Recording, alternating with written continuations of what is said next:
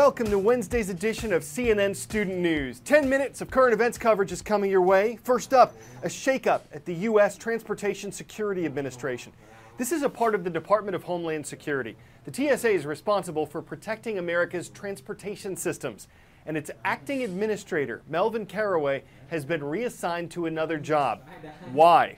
Undercover agents recently tried to smuggle illegal items like fake explosives at TSA checkpoints. In almost all of the tests, the TSA failed to find them. It's since been directed to take a number of steps to make sure this doesn't happen again. A Homeland Security spokesperson says these reports never look good out of context, but that they're important in the continual evolution of airline security. The Department of Homeland Security discovered TSA officers failed 95% of the time during undercover operations. The officers failing 67 out of 70 tests to detect mock explosives and weapons at airport security checkpoints. These are anomalies that TSA screeners and or their equipment should locate and at least flag for an additional screening. The department's red teams posed as passengers, attempting to pass through checkpoints with the mock weapons. I am putting a detonator into the plastic explosive. Back in 2008, CNN was there for a similar covert operation. That time, it was TSA testing its own officers. Can't see anything? No, we can't see it. At the checkpoint, the tester is wanded and patted down, right where the fake explosive device was concealed. But the screener missed it. It's not until the tester lifts up his shirt.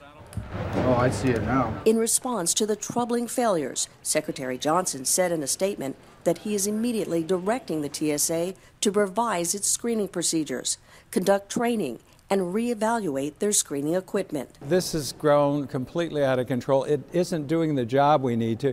What we need to do is be able to connect the dots, get intelligence information, go after people who pose a risk, and they can't do it with the current system.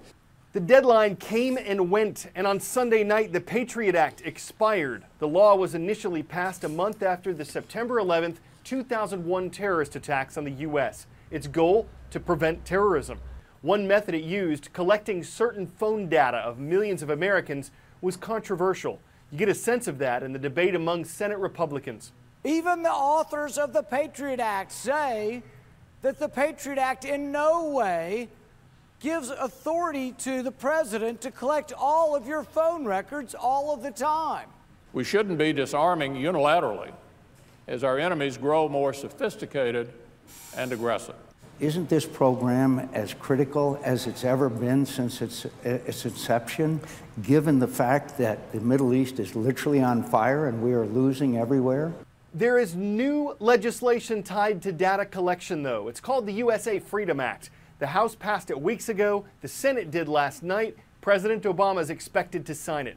Under the new law, telecommunications companies would keep the data on Americans' phone records, and the federal government can get it if it has a targeted warrant.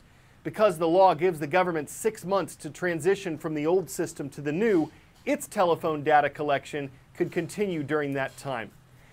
The Middle Eastern territory of Gaza is struggling to rebuild. It's been almost a year since the Palestinian-controlled area was torn again by war.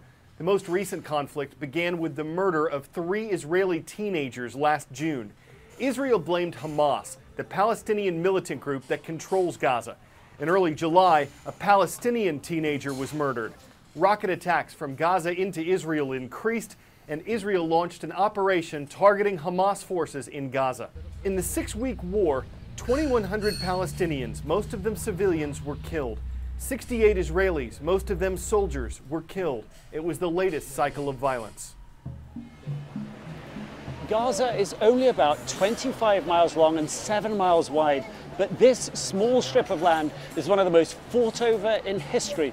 It was an Egyptian base, a raw city of the Philistines, and the place where the Hebrew hero Samson, betrayed by Delilah, met his death. Since then, much blood has been spilled.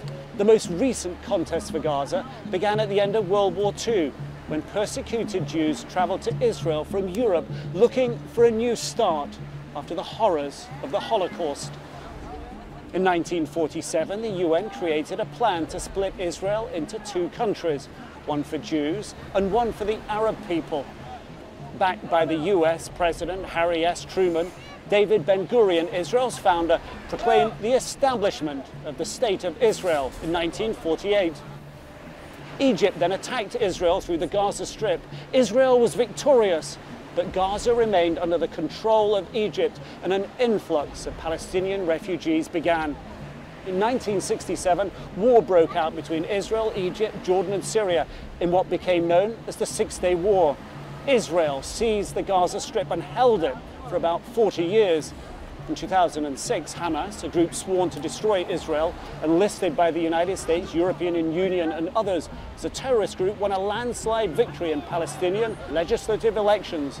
And Israel unilaterally pulled its forces out of Gaza that year. Hamas was now in control of the territory. However, Israel still controls much of the area's access to and from the Gaza Strip. Since then, Israel and Hamas have been exchanging blows.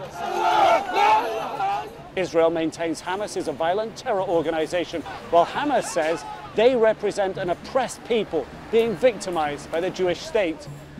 The international community continues to press for a cease in violence. But for now, the Strip's population of 1.8 million people are trapped in the crossfire. 4 days after Sepp Blatter was re-elected as president of FIFA, he said yesterday he'd step down. FIFA governs soccer worldwide. Last week, the U.S. Justice Department announced major corruption charges against it, saying several FIFA officials had taken millions in bribes over 24 years. President Blatter was not one of those accused, but he says he doesn't feel he has the support from the entire world of soccer and that FIFA needs a profound overhaul. He plans to stay on until his successor is elected. Some soccer officials who'd criticized Blatter called his decision the right one and a major step forward for reform. So who's watching this Wednesday? It's time for the roll call. Broad Creek Middle School is in Newport, North Carolina, and the Bulldogs are online in the Tar Heel State. From St. Joseph, Michigan, the Great Lakes State, we've got the Bears here from St. Joseph High School. And at another St. Joseph, the St. Joseph Villa Academy, hello to our viewers in Cincinnati, Ohio. According to textinganddrivingsafety.com, our eyes are off the road for at least 5 seconds whenever we text and drive. So at 55 miles per hour, it's like driving the length of a football field without looking.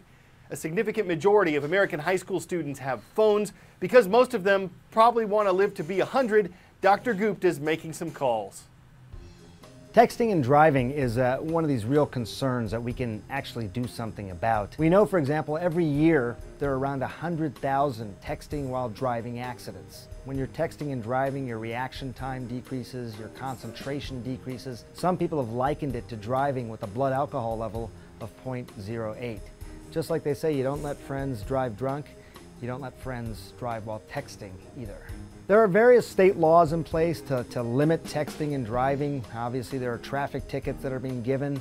There's also been some really interesting technologies, everything from automatic replies from your phone if someone is calling or texting or emailing you, to even devices that will monitor how fast the phone is moving within your car. If it gets over a certain speed limit, the phone becomes deactivated. Your best bet, something I've started doing as well, is just put the phone out of reach. However long it takes you to get home, most of those calls, those emails, those texts, they can wait. It's a good way to try and live to 100.